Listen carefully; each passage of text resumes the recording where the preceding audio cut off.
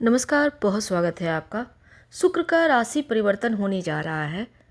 भौतिक सुखों के देने वाले शुक्र 31 मई को सुबह 11:44 को मेष राशि में प्रवेश करेंगे और यहाँ पर 29 जून तक रहेंगे।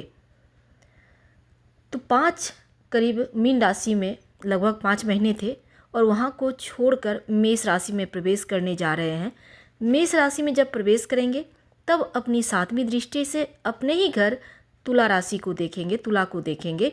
और ज्योतिष शास्त्र में यह कहा गया है कि कोई भी ग्रह अगर अपनी राशि को देखता है, वह राशि जिस भी स्थान पर पड़े उस भाव की बढ़ोतरी होती है।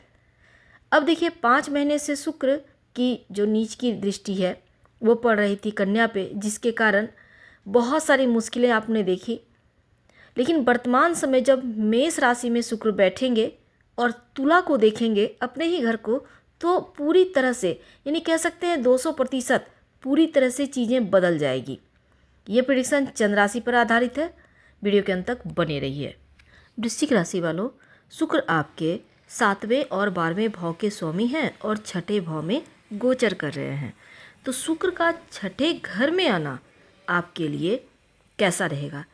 देखिए, सबसे पहली बात तो शत्रु विरोधी पर सावधानी से नज़र बनाए रखें।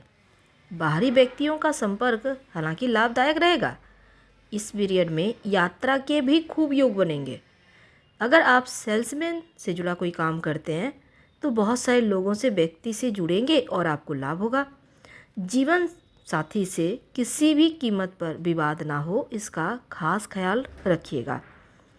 शुक्र अपने घर को देखेंगे, मतलब जब मेष राशि में आएंगे तो वो तुला राशि को 12वें घर को देखेंगे 6ठे भाव में बैठकर। तो 5-6 चीज़ें सीधी तौर पर आपका बदलने वाला है। देखिए, मेहनत करने के बाद भी अगर आपका इनकम नहीं बढ़ पा रहा था तो इस समय आपके इनकम के सोर्स बढ़ेंगे।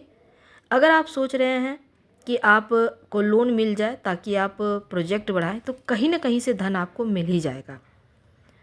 शुक्र की दशा में ही कुछ गुप्त शत्रु का खतरा बढ़ेगा, इसलिए गुप्त शत्रुओं पर नज़रें बनाए रखिए।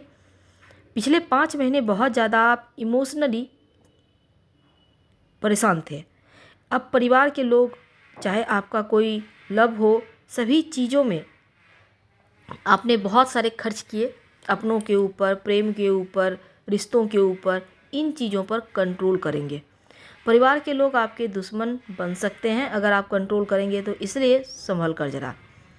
अब देखिए, 6ठे घर में शुक्र हैं। काल पुरुष की कुंडली में नीचस्थ घर होता है और यहाँ पर देखिए, पेट का थोड़ा ख्याल रखें। हल्का फुल्का आपको यूरिन की समस्या हो सकती है।